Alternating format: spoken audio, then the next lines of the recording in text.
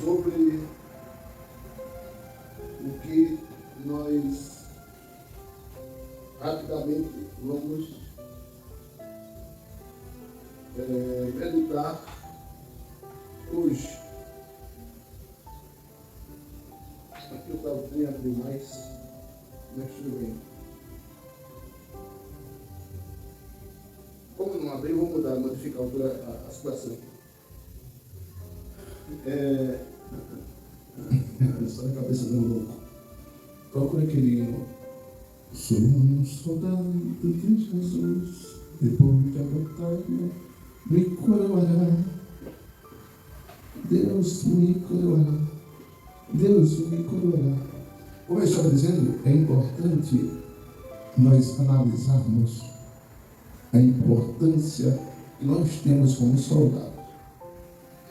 Israel hoje, irmão Adão, guerreia contra o Hezbollah, contra o Líbano, contra os Iemes, aliás, contra os Houthis no Iêmen, são contra o Hamas, são exércitos de baderneiros que se levantam contra Israel.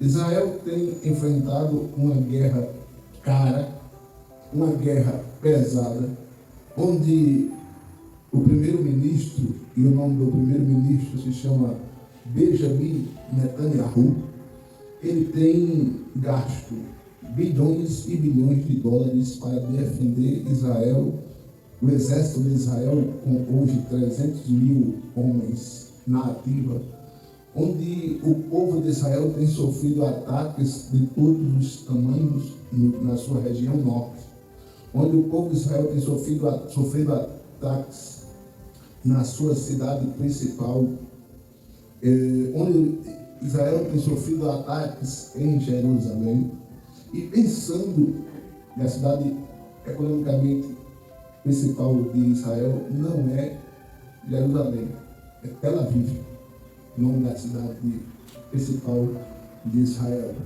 Economicamente falando, se chama Tel Aviv. É como se fosse para o Brasil, São Paulo, para Israel é Tel Aviv. Então, entenda, o povo de Israel tem enfrentado um peso muito pesado sobre esse tema chamado guerra. E seus soldados têm saído contra os seus inimigos, e para enfrentá-los eles têm vários comandos pelo ar, pelo mar e por terra. Então entenda, um soldado deste, que por acaso esteja cego, manco, quando eu digo cego, não é cego totalmente, não. É perdendo a visão, ele não é chamado para tropa. Um soldado que ele tenha perdido um dedo em batalha não é chamado para tropa. Um soldado que tenha perdido algum membro, ele não é chamado para tropa. Então, eu estava pensando sobre que soldado sou eu. Se o muçulmano não sabe, não sei se sabe, pode ser, não sei se os irmãos sabem, mas Roma tomou conta do Império Mundial, foi um dos impérios mundiais, logo depois do Império Persa, que tomou o poder mundialmente falando através da força. Porque vocês não assistem, mas eu aconselharia muito vocês assistirem uma entrevista do primeiro-ministro de Israel contando a história do país. Meu Deus, coisa linda. Ele começa de Davi até hoje. Então perceba, é muito interessante o preparo do soldado de Israel. Os soldados de Israel estão entre as 4 forças mais bem preparadas do mundo. Mas como assim? É sim, senhor. Primeiro, claro e evidente, a americana. Estou falando de preparo. Segundo, em preparo, nós estamos falando da Arábia Saudita. Preparo tecnológico, preparo militar. Terceiro, aí se tem uma briga aí entre Rússia, China e outras potências. E quarto, Israel. Mas Israel é um país que tem 22.745 metros quadrados. Eu disse semana passada que Alagoas tinha 27.731. Então Israel é pequenininho demais para ser a quarta potência. Mas ninguém se mete com Israel para ficar de pé. Interessante que o líder do Hamas já vai sendo... Todo líder do Hamas que se levanta contra Israel, ele é morto. Para vocês que não acompanham, Israel já matou 4 líderes de Israel, do Hezbollah em menos de um mês. Meu Deus, é muita coisa. Todos são barbudos e usam kibbutz preto, aqueles panos pretos na cabeça. Então, vocês vejam, a bomba que Israel matou, o líder do Hamas, ela atingiu uma velocidade, para aí, de 1.935 quilômetros chão adentro, e só explodiu depois que atingiu o alicerce do prédio. Não tem como ninguém conseguir se salvar do ataque disso. Porque normalmente a bomba russa, que se chama a CA40335, que é uma das bombas mais potentes, ela atinge o alvo e estoura. A bomba que Israel tem, não. Ela atinge o alvo, entra para explodir dentro. Então é uma capacidade muito grande. Os soldados de Israel são muito bem preparados. Os aviões de Israel são os chamados F-35, os mais gabaritados, iguais aos americanos. A força americana e israelense, elas são amigas. Israel é uma potência absurda. Mas por que eu estou falando isso tudo? Israel é um país que Deus olha para ele e cuida dele. E ninguém mexe com um país tão pequenininho para ficar em pé.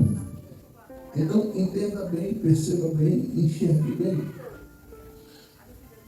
Se Israel é um país que Deus cuida, nós somos o Israel espiritual. Se Israel é um país que Deus cuida, nós somos Israel espiritual. Então, entenda bem. Entenda bem. Então, entenda bem. Aí, assim, 418.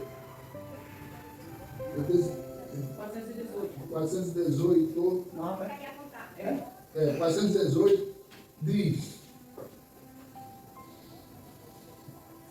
Eu vou esperar você abrir. Sou um soldado de Jesus. Sou um soldado de Jesus. Entenda, você é um Israel de Deus. Agora,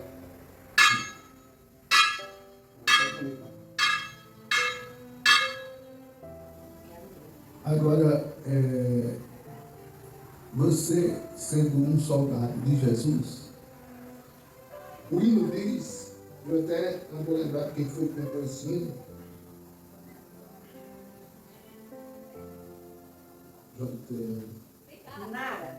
eu não vou lembrar quem foi que cantou esse hino, não lembro o nome dele, mas ele diz o seguinte: sou um soldado de Jesus e servo do Senhor.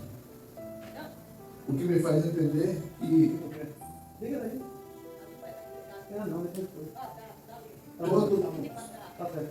todo soldado é servo. Todo soldado, irmão Adão, é servo. Entende?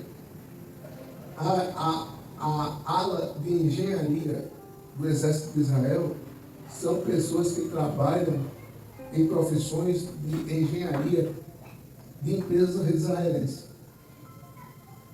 Entenda, em tecnologia, Israel está entre os 8 países mais tecnológicos do mundo. Então, Em tecnologia, em ciência da tecnologia, Israel, quando convoca um soldado, ele pode ter a maior função na empresa que tiver. Ele deixa de fazer o que ele está fazendo para ir servir ao exército de Israel. Ninguém, quando é convocado para servir ao exército, pode dizer não. Ninguém. Se disser não, vai ser preso. O senhor sabia disso, mano? O senhor se alistou para o exército? Não. Então o senhor se alistou, não. Se alistou. O senhor serviu? Não, né? Se você for escolhido para servir no exército, e você está lá como reserva, soldado reserva, sargento reserva, cabo reserva, e você é chamado para servir, você diz não, vai preso. Se você, se a empresa que você trabalha disser, eu não libero meu funcionário para servir o exército, ela paga uma multa milionária. Quando o exército chama, o homem pode estar fazendo o que tiver. Eita, mas minha esposa vai ganhar a menina amanhã, não querem saber.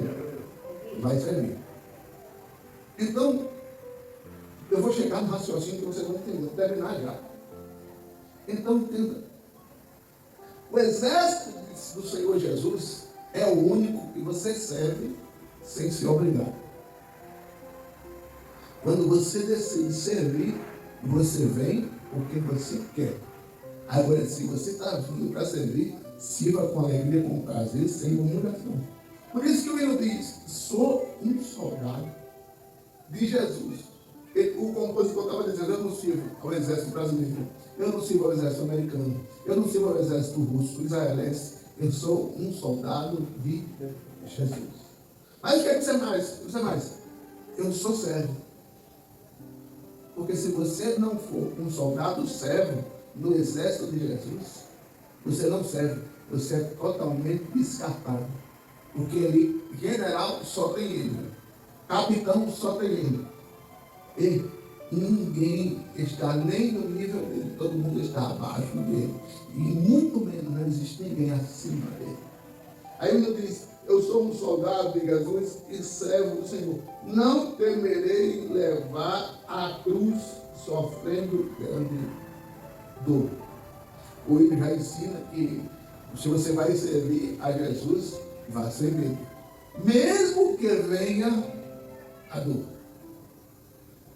Entenda, servir ao Senhor é lindo, porque você é um soldado, servo, não anda com medo. Soldado foi com servo.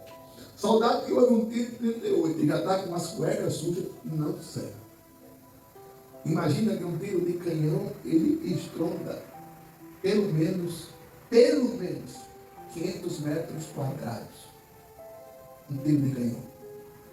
500 metros quadrados. Ele estronda, ele é ouvido até 500 metros quadrados. Entendeu? Então, se um soldado já fica com uma cueca suja, com tiro de 38, não presta nem ir para a batalha, porque na primeira cara feia do inimigo, ele caminha por aqui. Então, entenda bem. Aí ele diz, na segunda estrofe, ele diz,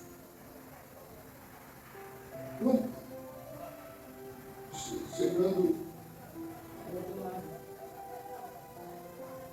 do outro lado, aí a segunda estrofe diz, lutaram outros sem temor, muito forte hei de ser, pelejarei por meu Senhor, confiando em seu poder. Lutaram outros. Para o Evangelho chegar aqui hoje, outras pessoas tiveram que dar vida, outros mártires tiveram que dar vida, outros heróis tiveram que dar vida. E ao Evangelho chegar aqui hoje, se for preciso, se eu quero que o Evangelho do Senhor prossiga, eu tenho que estar disposto a dar a vida pelo meu Senhor, no seu exército, confiando em seu poder. O professor crente agora falou desse negócio de dar vida por Jesus e da Babilônia. É um soldado que está precisando ser capacitado. Perceba bem, a terceira estrofe diz, nas fraquezas em perto dominar as forças do mal. nas fraquezas, ele de perto, dominando as forças do mar. No caminho guia certo, a sua graça sempre hei de dar. O soldado de Cristo sempre tem que ter graça. Se o soldado não tiver graça, ele desiste. Se o soldado não tiver graça, ele para. Se o soldado não tiver graça, ele não continua. Ele tem que ter graça para si, graça para dar. Graça recebida, graça doada. O soldado de Cristo precisa ser cheio de graça. Ei, meus irmãos, nós estamos numa verdadeira guerra. Só louco não entende isso. Só maluco não entende que nós estamos numa guerra absurda. Eu estava conversando esses dias com a minha esposa e dizendo, caramba, o mundo está de cabeça para baixo e as pessoas não percebem. Ei, é todo mundo emocionalmente perturbado. Uma pastora conhecida da gente disse que estava se mudando de casa e estava se mudando de uma casa para outra. Ia pintar o quarto do filho do mesmo jeito do quarto que ele tinha na primeira casa, para o filho não ficar com crise de ansiedade, para ele pensar que estava na casa antiga, para ele não estranhar. O homem mundo está de cabeça para baixo. Você vê, eu conheço uma menina de 21 anos que está com tendinite do sítio. Pelo amor de Deus, né, velho? O senhor com 21 anos tinha alguma dor, irmão? Não tinha, não. Agora eu fico olhando, essa juventude da agora, como é que vai servir o exército humanamente falando? O povo é frouxo, é fraco, é medroso. Como é que vai ser?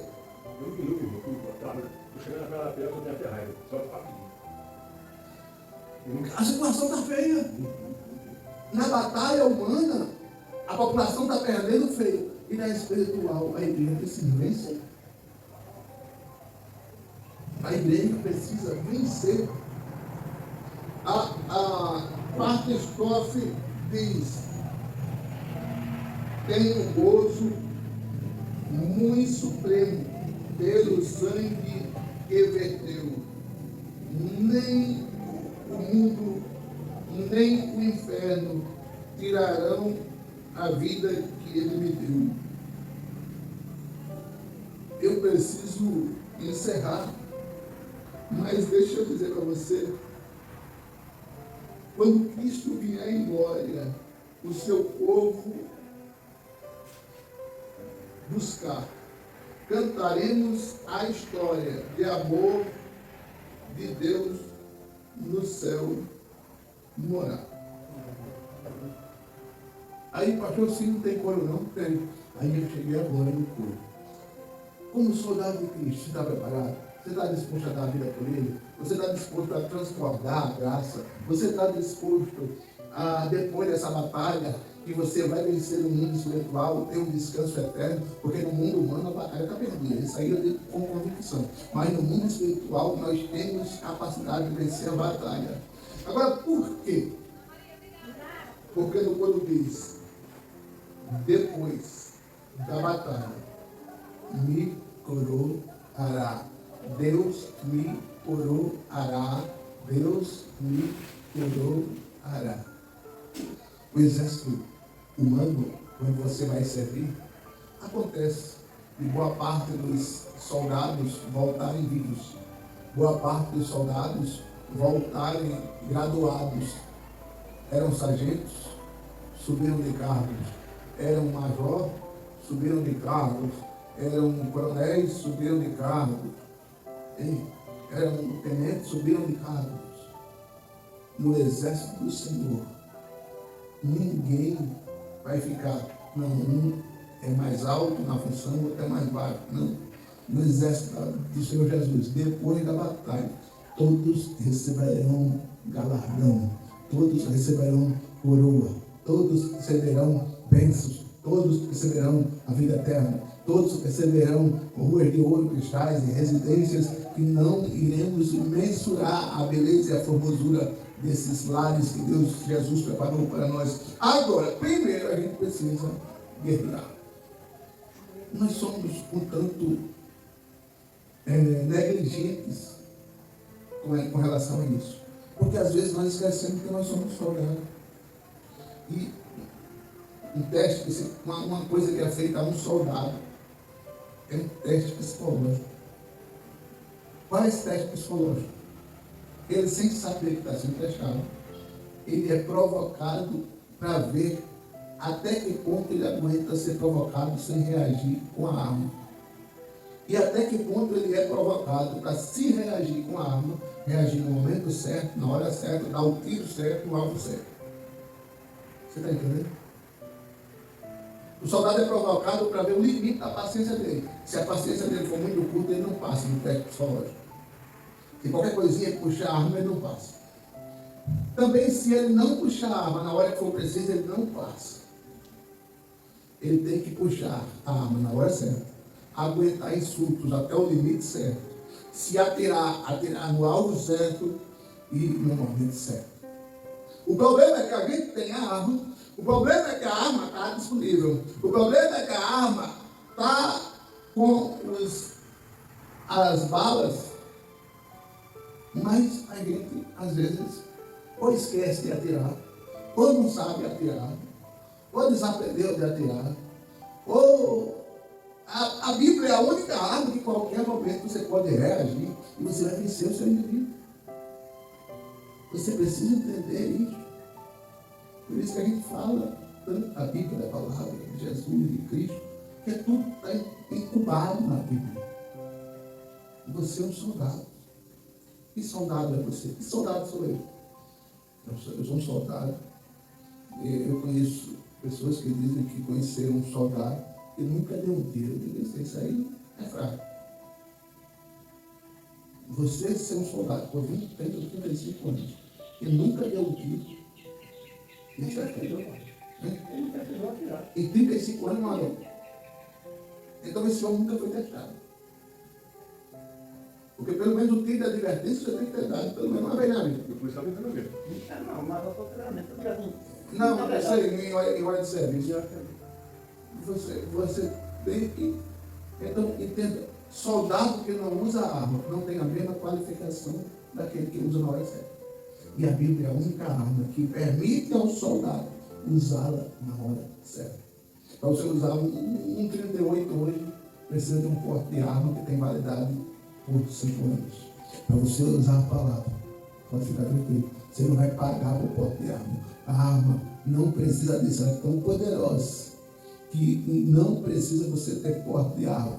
Ela já é o porte e a arma. Ela já tem capacidade de reagir a qualquer ataque. Ela precisa estar na sua mente, na sua boca, no seu ouvido, no seu coração, para você estar pronto para vencer batalhas. Somos soldados. Somos soldados. Nós, mesmo eu, faltando uma perna, irmão irmão Adão, com o joelho arrebentado, o irmão Luiz, com o coração meio bambo, a minha esposa com a junta meio arrebentada, e a irmã Maria, baixinha do jeito que é.